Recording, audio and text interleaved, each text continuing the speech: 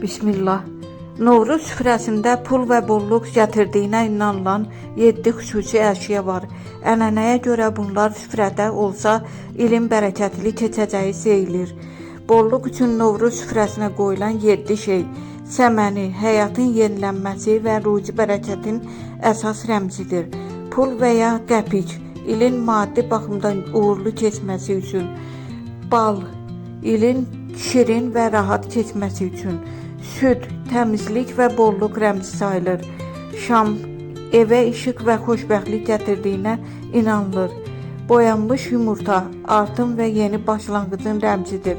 Şirniyyat, xüsusilə paxlava, şəki halvası, şorqoval. Qədim inanclara görə bir də süfrənin ortasında səməninin altına bir neçə qəpik və ya kağız pul qoymaq ilin boyu evə pulun gəlməsinə işarə sayılır.